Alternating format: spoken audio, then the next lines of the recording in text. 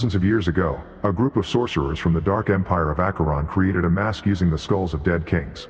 Then they sacrificed their daughters to the dark gods in order to give the mask dark power. Afterward they went out to enslave the civilized world, killing any person that dared to get on their path. Only the barbarian tribes were left to rise up against them, and during a very violent and bloody battle, the leader of the Cimmerians, Charon, defeated the sorcerers and destroyed the mask. Then each tribe kept a mask shard so nobody could use it, but a prophecy said someone would try to put all the pieces together again. Eventually Acheron fell as well. Some years later, the Cimmerians are at war with a rival clan. In the middle of the battle, Charon's pregnant wife is fatally injured, but when Charon finds her, she asks him to open her stomach so she can give birth to the baby, who she names Conan before she dies. Because he was born on a battlefield, Conan's birth is considered to be a powerful omen. Years pass, and Conan becomes a very fierce teenager, but he also can be quite scattered. In the morning that all the tribe's teens take the test to see if they can become warriors, Conan arrives late, but Charon lets him join anyway. All the boys run into the forest to get an egg and push each other to make the competition lose, breaking other eggs and not caring if anyone falls and gets hurt.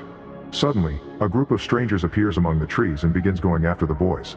Most of the teens run back to their tribe, but Conan wants to prove himself and stays. An enemy takes the chance to throw his bolas at Conan and makes him fall, then all the savage warriors surround him. Another guy grabs Conan by the hair and tries to take him away, but Conan immediately defends himself and with a few hits, he knocks the man down. He doesn't stop there. He then steals a weapon from the enemy and continues to fight without mercy, violently killing each guy until he's alone in the forest with a bunch of bodies. Moments later, Conan returns to the tribe carrying the heads of his enemies in his hands and the egg from the trial in his mouth. Since Conan's a warrior now, Charon takes him to his foundry and teaches him how to make a sword. The first try breaks, then Charon reveals the forging secrets of the family so Conan can make an actually good sword and start training. Conan is very temperamental and lets his anger get in the way of his learning, making it easy for his dad to defeat him with tricks. Charon also tells Conan he's not ready to have such a sword yet. Sometime later, Conan is alone in the forest and sees a bunch of armored warriors with the symbol of a two-headed serpent ride by. These men make it to the tribe and start a brutal fight against the barbarians, with both sides killing warriors all over the place. The strangers also have very talented archers that kill en masse and warriors that destroy the buildings using rocks on fire. Conan comes from the forest to join the fight and Charon is distracted by trying to reach him, giving the enemy the chance to knock him down. Conan sneaks around and discovers his dad has been taken to the foundry to meet the enemy leader Zim, who demands Charon's mask piece as he reveals he has all the other shards already. When Charon refuses, he is restrained and hurt to try to make him talk. Furious, Conan jumps in and attacks a warrior named Lucius, managing to cut off the man's nose. Charon uses the chance to attack too, but there are too many warriors and soon father and son are overpowered. Afterward, Charon is chained to a cauldron of molten metal hanging above him, and Zim keeps poking it to burn Charon while Conan is forced to watch. Zim also brings his daughter Marique, who uses her magic powers to find the mask shard hidden in a box under a floorboard. Now he has what he wants. Zim sets fire to the foundry and hits Charon's legs before poking at the cauldron again, causing Conan to run and grab the chains to stop the cauldron from killing his dad. Marique steals Charon's sword and Zim adds the last shard to the mask to finally complete it, promising his daughter that he'll use it to bring his mother back.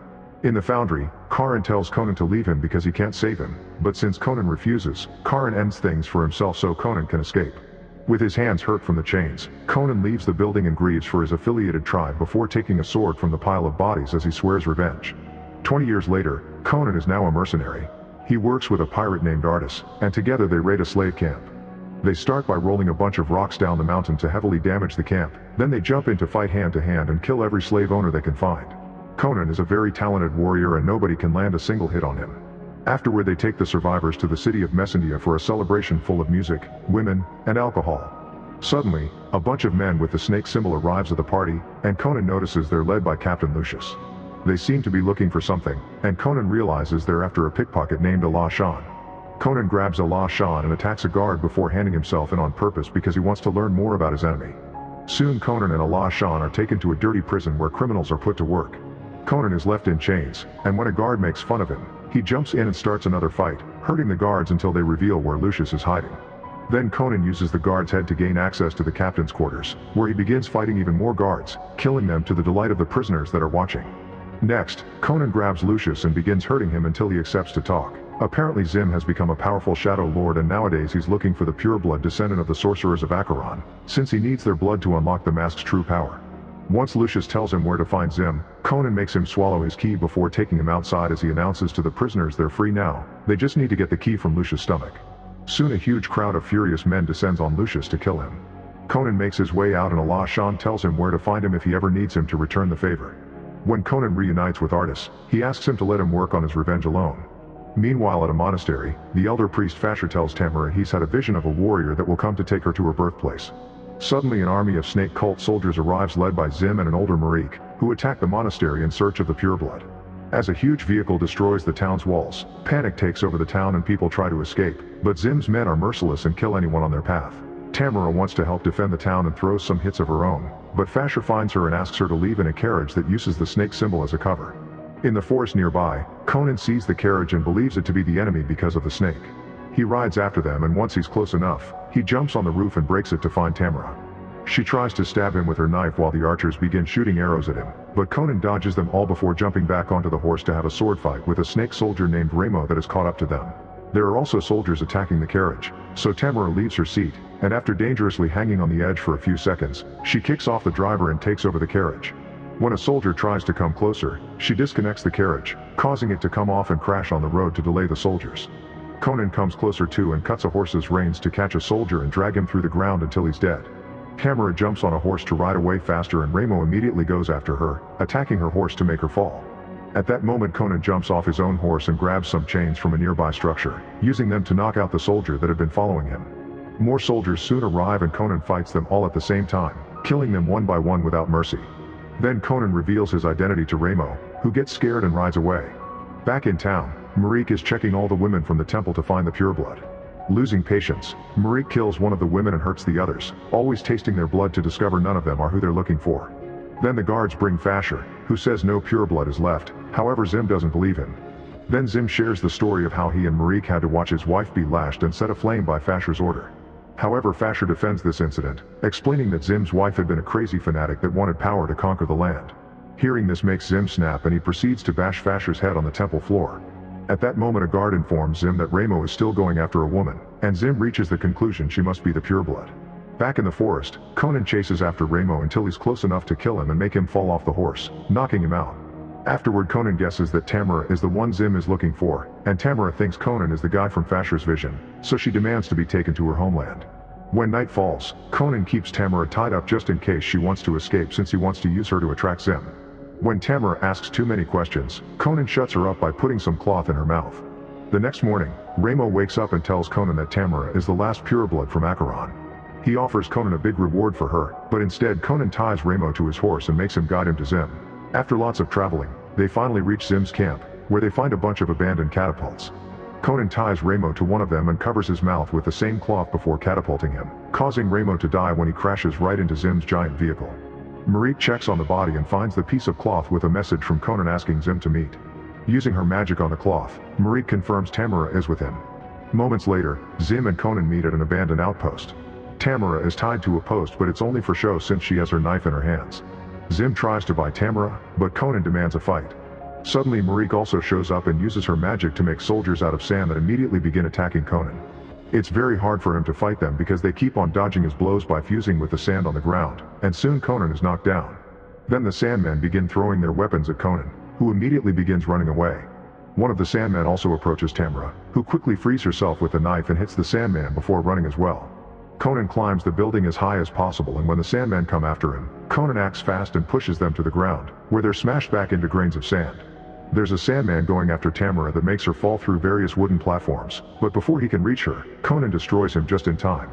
There's one last Sandman left, but now Conan manages to recover his sword and destroys it in seconds. Afterward Zim comes to fight Conan directly in a sword duel. At first they seem to be nearly evenly matched, but after Conan reveals his identity, Marik uses the chance to poison Conan with a poison-laced boomerang dagger. Now that Conan is feeling weak, it's easy for Zim to overpower him and throw him on the ground over and over. When there's an opening, Tamara drags Conan away and throws a torch at some spilled oil to cause an explosion that stops Zim from following them. Then Tamara and Conan stand on the outer wall and wait for Artis to show up on a ship, so the duo jumps into the water to be rescued. Later in the evening, everyone is sleeping on the ship when suddenly the snake cult attacks. Conan, Artis, and the crew immediately spring into action and fight the soldiers, killing every man that dares to look for Tamara. Conan in particular lets his inner rage take over, reminding his enemies of what they did to his tribe before killing them. As more and more soldiers are thrown overboard, Tamara tries her best to defend herself, killing a few men as well. After lots of effort, sweat, and blood, the crew wins the fight and now can keep sailing in peace. Eventually the ship makes it to Zim's kingdom, and Conan announces he's leaving alone. However, after he's gone, Artus reveals Conan forgot the map, so Tamara takes it to him. Conan and Tamara are having a hard time saying goodbye and they end up kissing. Then they go to the nearest cave so they can spend a few hours getting frisky with each other. Once Conan has fallen asleep, Tamara starts making her way back to the ship, but in the middle of the forest she's ambushed by Marique and her men, who immediately capture her. By the time Conan comes looking for her, they're already gone. Moments later, Marique takes Tamara to see Zim and tastes her blood to confirm Tamara is a pureblood descendant of the necromancers of Acheron. Meanwhile, Conan goes to the city of thieves to look for Allah Shan. He enters a tavern and when the owner doesn't want to answer his questions, Conan attacks him. Thankfully Allah Shan shows up then and stops Conan before things escalate. He's also ready to pay Conan back for freeing him from jail. Sometime later, they make it to Zim's fortress, and Conan has brought Allah Shan to find a way to sneak in. They discover that beneath the fortress is an old mine, so Allah Shan manages to open the doors to the underground tunnels with his special master key. The duo comes down some stairs and discovers the whole area is flooded and full of skeletons, so they need to be careful. Suddenly a huge snake grabs Allah Shan and drags him underwater, so Conan has to swim quickly to kill the snake with his sword and free his friend. Meanwhile Marique dresses Tamara in her mother's clothes, then Tamara is tied down to a special contraption for the upcoming ritual. Eventually Conan and Allah Shan come out in a pool inside a room full of caged slaves and a guard that freaks out as soon as he sees them. The guy quickly releases a bunch of slaves near the pool, and this causes various tentacles to suddenly come out of the water. Allah Shan runs to hide in a cage while soldiers show up to deal with the intruders, but many of them are caught and killed by the tentacles too. Conan fights the guards while dodging the tentacles while a frustrated guard pulls at the chains to make Allah Shan's cage move so it can act as bait. He tries to open the cage with the key, but he accidentally drops it and he doesn't know how to pick locks the normal way. Conan goes to fight the guard to gain control of the chains, and as they exchange a bunch of hits, Conan wraps the chain around the guard's body before hitting him with a mace to send him into the water. The monster immediately attacks the guard and eats his legs, so when Conan pulls him again with the chains, the guard makes for a bleeding decoration. Now Conan can jump on Allah Shan's cage and finally free him before they run away. After crossing the various corridors, the duo makes it to the balcony and discovers Tamara as being taken to Skull Cave. Conan tells Allah Shan that he repaid his debt and continues alone. Night has fallen by the time Conan makes it to Skull Cave. While Conan fights a few guards to get closer to the ritual, Zim is hurting Tamara to get her blood on the mask. Now that horns on the side are moving magically and after Zim puts it on, he tries to revive his dead wife. At that moment Conan shows up and attacks Zim before he can finish the spell. Suddenly the whole cave starts to shake and crumble down. The rest of the cult members run away, but the contraption with Tamara falls into the abyss. Fortunately the sticks on the sides make it get stuck on the walls, and Conan jumps after her to save her. However, Zim comes as well and begins another sword duel with Conan while standing on the contraption. The men exchange a few blows and when the entire cave shakes again, the contraption slips and is left hanging on its side, so Conan has to grab on Tamara's chains not to fall. Zim does the same thing and begins spinning the contraption, but this gives Conan the chance to reach Tamara and finally free her. While Tamara runs away, Conan and Zim keep on fighting until they fall. The contraption quickly follows them and crashes on their spot, but both men jump out of the way just in time. Meanwhile Marique follows the smell of Tamara's blood to find her, and the women start a fight as well.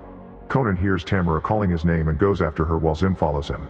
At that moment Tamara manages to punch Marique on the face and throw her against the wall before fleeing. However, Marique can still smell her blood and easily finds her again, then she uses a chain and a rock to try to kill her. Luckily Conan shows up and stops her by cutting her hand off, then Tamara pushes Marique off to her death. Afterward Conan and Tamara try to escape, but a column crumbles and causes them to split. Conan keeps moving and bumps into Zim, who admits he's using Charon's blade. Hearing this, a furious Conan uses his bare hands to retrieve the sword that belongs to him, and since Zim has two other swords anyway, they restart their fight by dual wielding. A fierce duel ensues, but this time, Conan easily overpowers Zim, to the point where he drops a sword and decides to keep fighting only with his father's blade. Soon Conan is disarming Zim and pushing him against a wall, where he's blocked by falling debris. Then Conan reunites with Tamara and they run out of the cave while it's revealed Zim is still alive. When he finds the body of his daughter, he is devastated and yells that he'll have revenge. Conan and Tamara are running through a bridge, but suddenly a wooden board breaks and Tamara falls through the hole.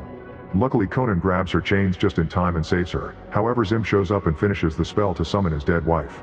The spirit of the old witch begins possessing Tamara's body, and she begs Conan to let her go. When Conan refuses, Zim makes fun of him for being stuck in the same situation again, but Conan uses his sword to cut the bridge and makes Zim fall to his death. This immediately interrupts the spell and Tamara goes back to normal. Afterward, Conan finishes pulling Tamara up and they escape from the cave safely. With the snake cult destroyed, Conan returns Tamara to her birthplace, telling her that they'll meet again someday before leaving. Sometime later, Conan returns to his old village to show his father's grave that he's finally worthy of the sword. Make sure to subscribe and turn on notifications so you can watch more videos like this. Thanks for watching.